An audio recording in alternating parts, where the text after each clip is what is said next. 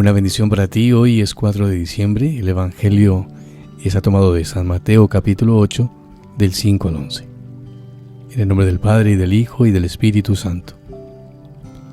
Al entrar Jesús en Cafarnaúm, un centurión se le acercó rogándole: Señor, tengo en casa un criado que está en cama paralítico y sufre mucho. Le contestó Jesús: voy yo a curarlo. Pero el centurión le replicó: Señor, no soy digno de que entres bajo mi techo. Basta que lo digas de palabra y mi criado quedará sano. Porque yo también vivo bajo disciplina y tengo soldados a mis órdenes. Y le digo a uno: ve y va, al otro: ven y viene.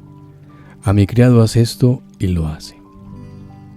Al oírlo, Jesús quedó admirado y le dijo a los que le seguían: en verdad os digo que en Israel no he encontrado en nadie tanta fe.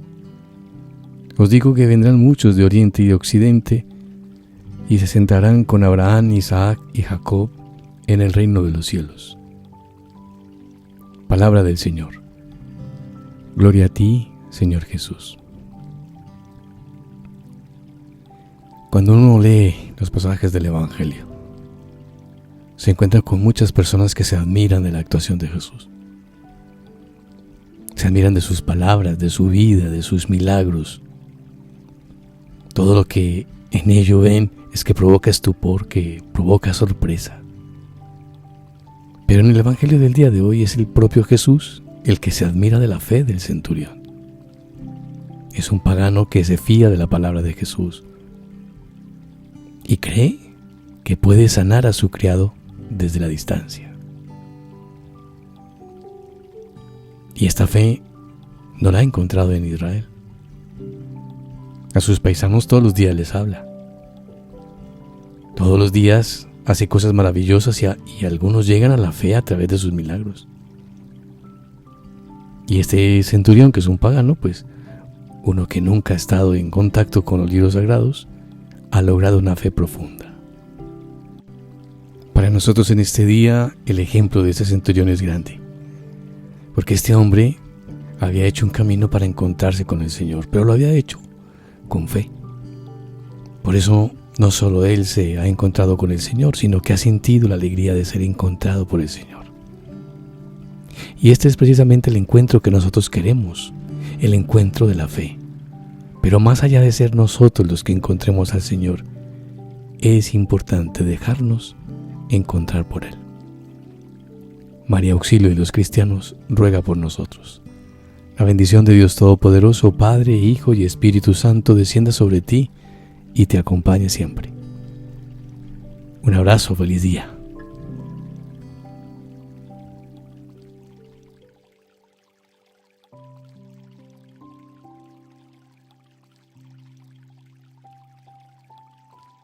Oración para comprender las verdades divinas. Venid, santos ángeles de Dios, tocad la frente de quienes leen los escritos de la sierva de Dios, Luisa Picarreta, para sellar en su frente el Espíritu Santo y así infundir en ellos la luz para que puedan comprender las verdades y el bien que estos escritos contienen. Luz de la sabiduría eterna, revélanos el gran misterio de Dios Padre y del Hijo, unidos en un solo amor. Amén. Mateo 8:7. Él le dijo: iré y lo sanaré. Volumen 25, capítulo 34, 31 de marzo, 1929. Derechos absolutos del divino querer. La voluntad humana cambió la suerte humana y divina. Si el hombre no hubiera pecado, Jesús hubiera venido a la tierra, glorioso y con el cetro de mando. El hombre debía ser el portador de su Creador. Pequeña hija de mi querer, tú debes saber que son derechos absolutos de mi fiat divino el tener el primado sobre cada uno de los actos de la criatura. Y quien le niega al primado le quita sus derechos divinos que por justicia les son debidos,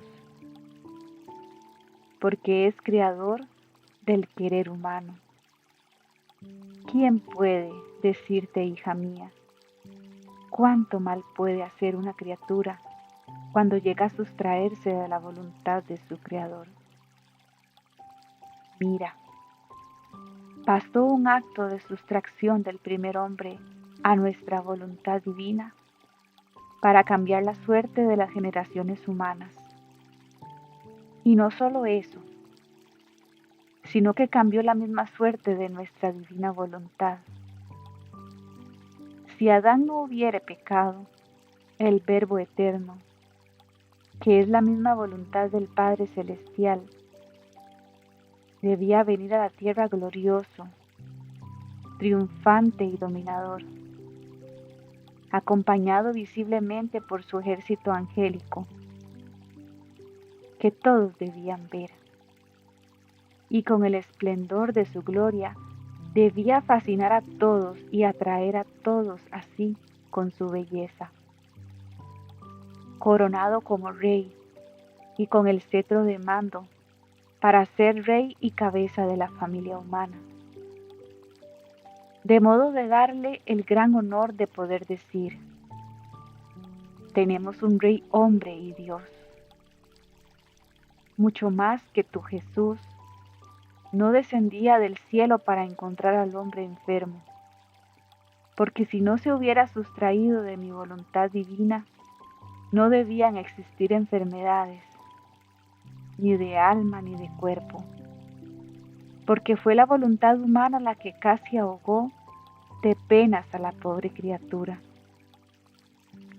El fiat divino era intangible de toda pena, y tal debía ser el hombre. Por lo tanto, yo debía venir a encontrar al hombre feliz, santo y con la plenitud de los bienes con los cuales lo había creado. En cambio, porque quiso hacer su voluntad, cambió nuestra suerte. Y como estaba decretado que yo debía descender sobre la tierra, y cuando la divinidad decreta, no hay quien la aparte. Solo cambié modo y aspecto, así que descendí, pero bajo vestidos humildísimos, pobre, sin ningún aparato de gloria, sufriente, llorando y cargado con todas las miserias y penas del hombre. La voluntad humana me hacía venir a encontrar al hombre infeliz, ciego, sordo y mudo, lleno de todas las miserias, y yo para sanarlo lo debía tomar sobre de mí, y para no infundirle espanto debía mostrarme como a uno de ellos, para hermanarlos y darles las medicinas y remedios que se necesitaban. Así que el querer humano tiene la potencia de volverse feliz o infeliz, santo o pecador, sano o enfermo. Entonces mira, si el alma se decide a hacer siempre, siempre mi divina voluntad y vivir en ella, cambiará su suerte y mi divina voluntad se lanzará sobre la criatura, la hará su presa y dándole el beso de la creación, cambiará aspecto y modo, y estrechándola a su seno le dirá: pongámonos todo a un lado. Para ti y para mí han regresado los primeros tiempos de la creación. Todo será felicidad entre tú y yo. Vivirás en nuestra casa como hija nuestra, en la abundancia de los bienes de tu Creador.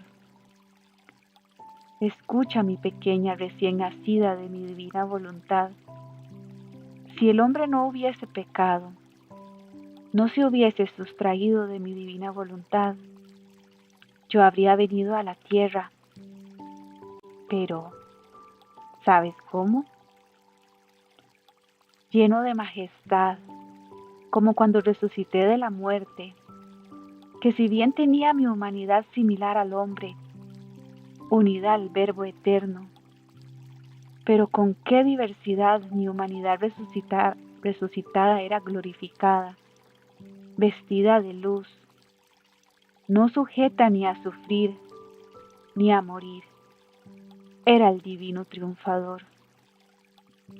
En cambio, mi humanidad antes de morir estaba sujeta, si bien voluntariamente, a todas las penas.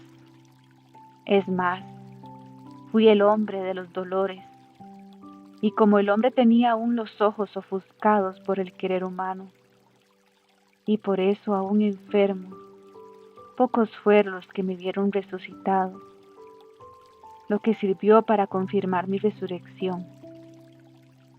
Después subí al cielo para dar tiempo al hombre de tomar los remedios y las medicinas, a fin de que curase y se dispusiera a conocer mi divina voluntad, para vivir no de la suya, sino de la mía, y así podré hacerme ver lleno de majestad y de gloria en medio a los hijos de mi reino. Por eso mi confirmación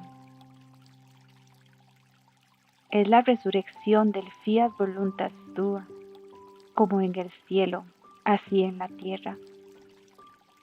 Después de un tan largo dolor, sufrido por mi divina voluntad, por tantos siglos, por no tener su reino sobre la tierra y su absoluto dominio, era justo que mi humanidad pusiera a salvo sus derechos y realizarse en mí, y su finalidad primaria, la de formar su reino en medio a las criaturas.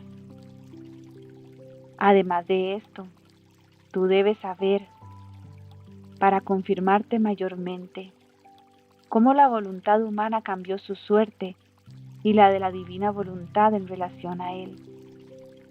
En toda la historia del mundo, solo dos han vivido de voluntad divina sin jamás hacer la suya, y fuimos la soberana reina y yo.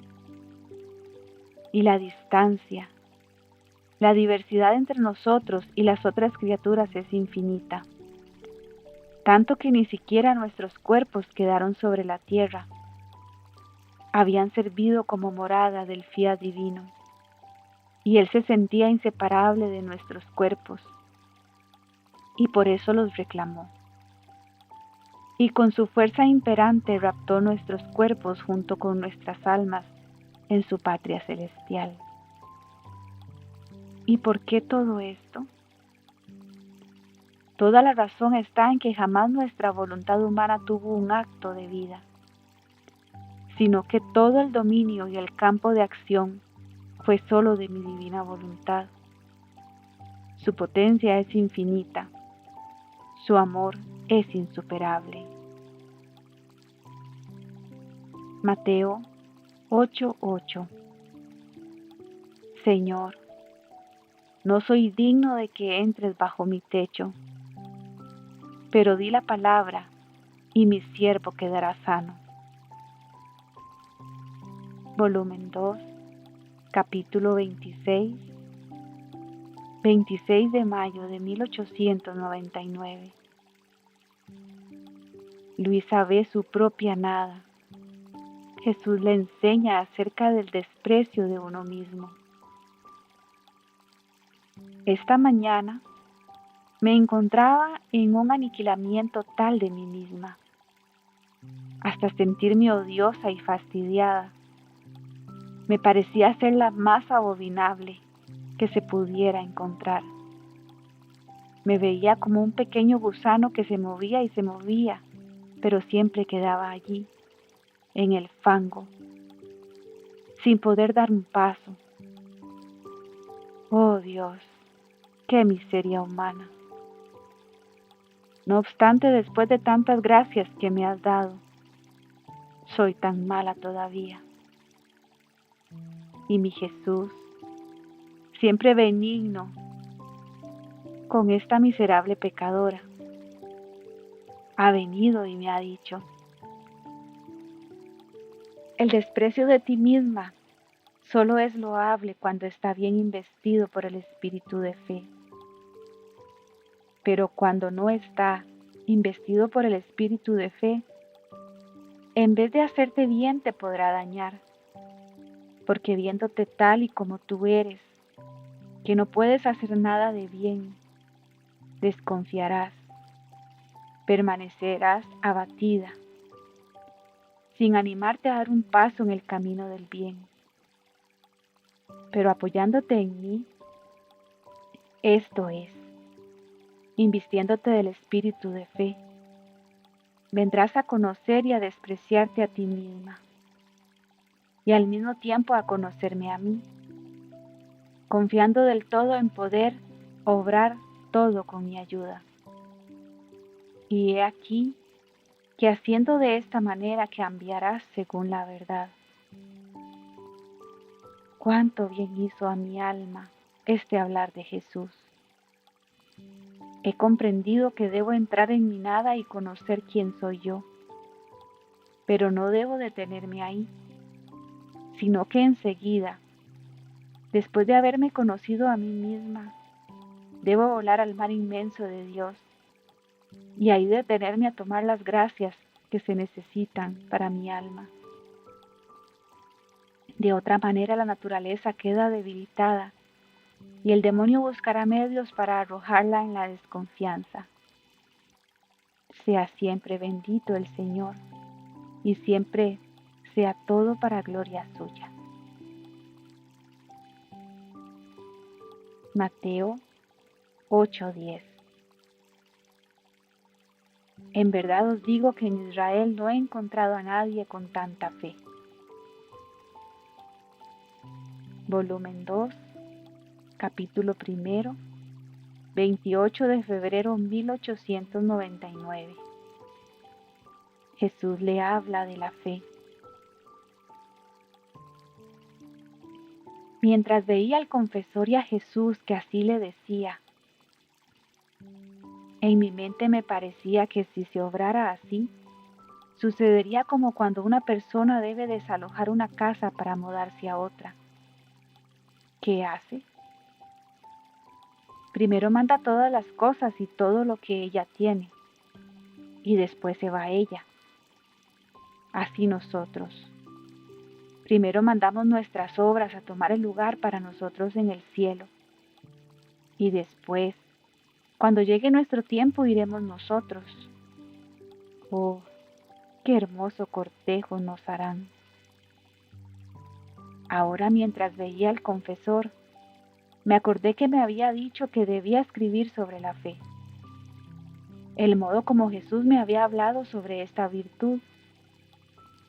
Mientras esto pensaba, en un instante el Señor me ha traído de tal forma así, que me he sentido fuera de mí misma, en el cielo, junto con Jesús. Y me ha dicho estas precisas palabras: la fe es Dios. Pero estas dos palabras contenían una luz inmensa, que es imposible explicarlas. Pero como pueda, lo diré. En la palabra fe, comprendía que la fe es Dios mismo. Así como el alimento material da vida al cuerpo para que no muera, así la fe dará vida al alma. Sin la fe el alma está muerta. La fe vivifica. La fe santifica.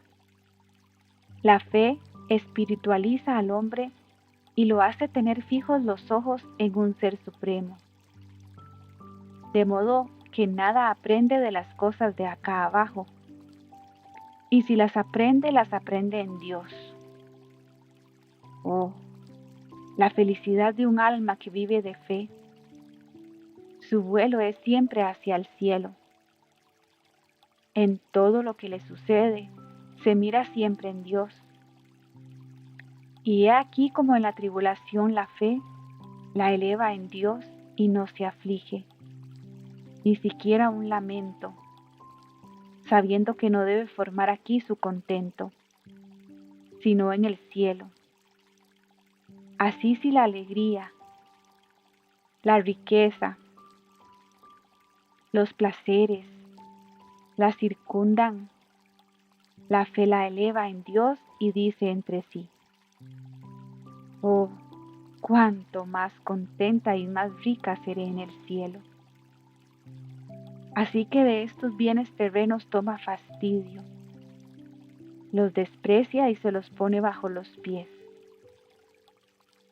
A mí me parece que a un alma que vive de fe le sucede como a una persona que posee millones y millones de monedas y hasta reinos enteros, y otra persona le quiere ofrecer un centavo.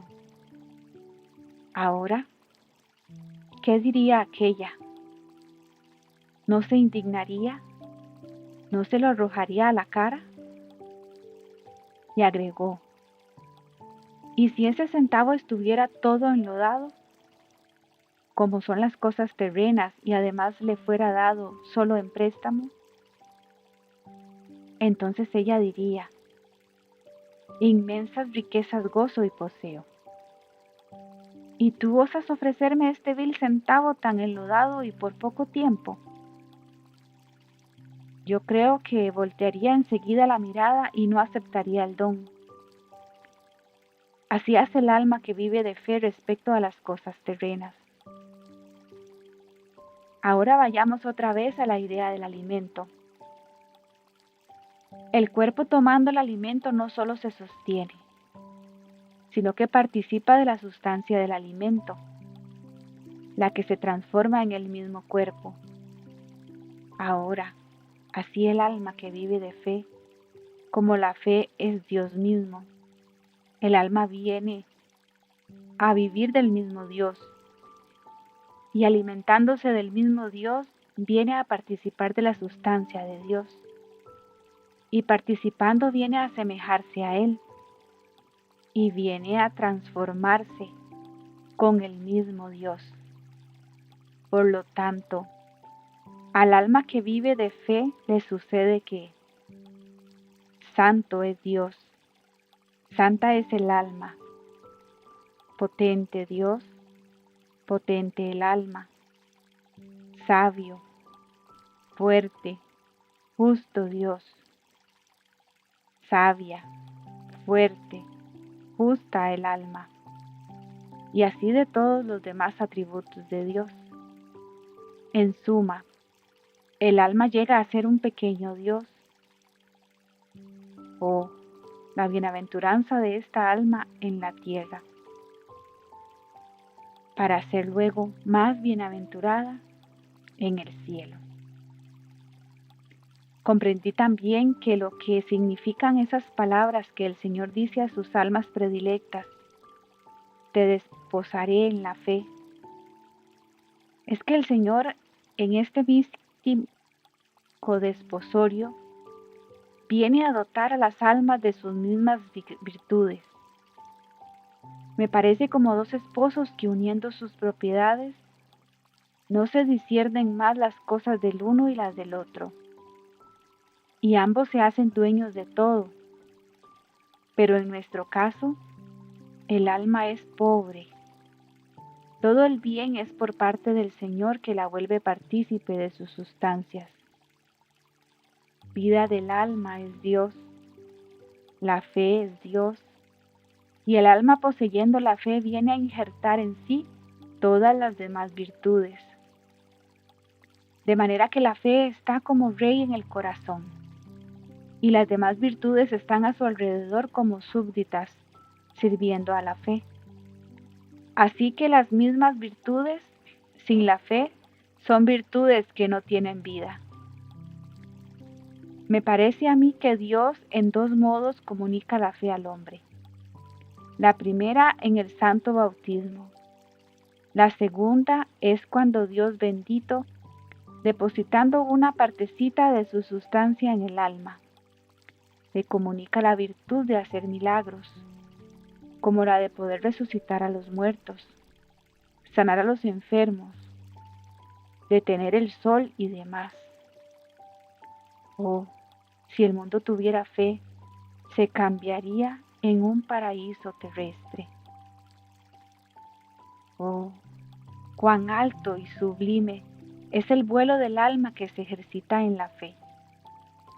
A mí me parece que el alma, ejercitándose en la fe, hace como aquellos tímidos pajaritos que, temiendo ser tomados presos por los cazadores o bien por cualquier otra insidia, alcen su morada en la cima de los árboles o bien en las alturas. Cuando después son obligados a tomar el alimento, descienden, toman el alimento y rápidamente vuelan a su morada. Y alguno, más prudente, toma el alimento y ni siquiera se lo come en la tierra. Para estar más seguro, se lo lleva a la cima de los árboles y allá se lo come.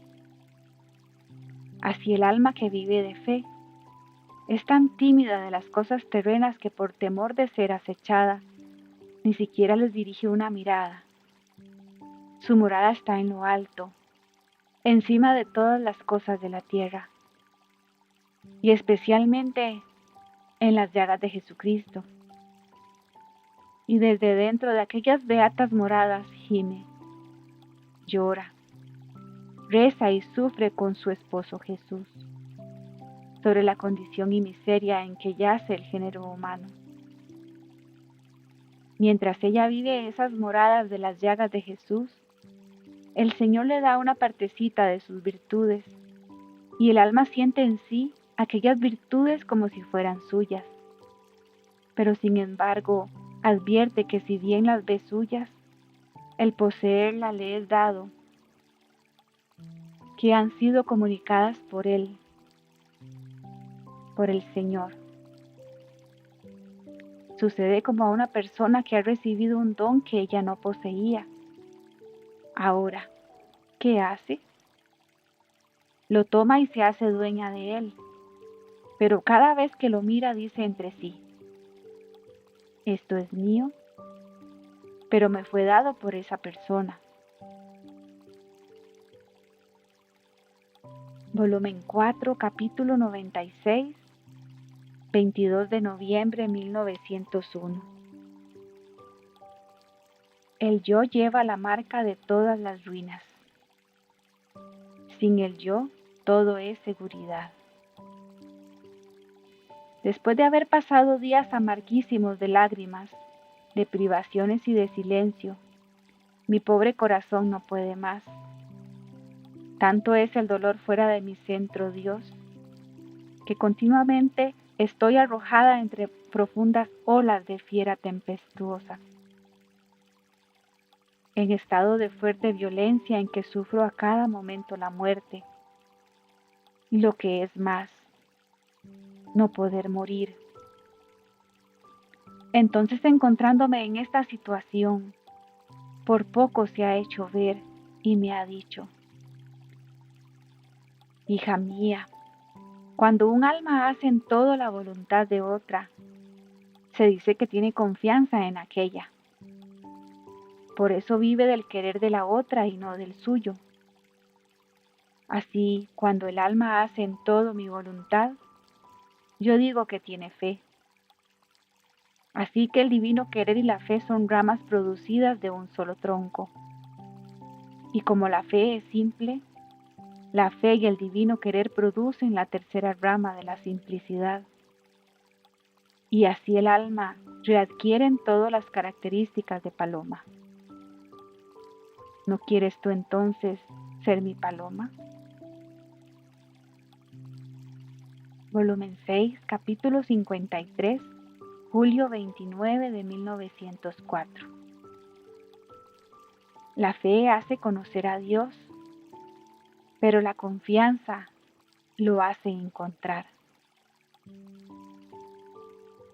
Continuando mi habitual estado, apenas he visto a mi adorable Jesús, le he dicho: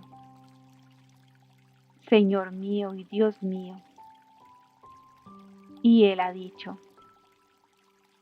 Dios, Dios, solo Dios.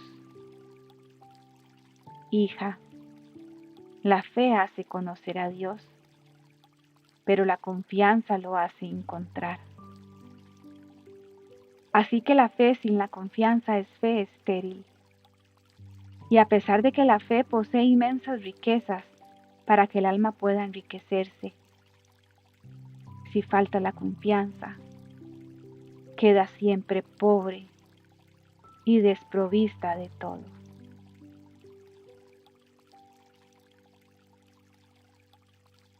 Dios les bendiga en el divino querer, en la voluntad de Dios siempre.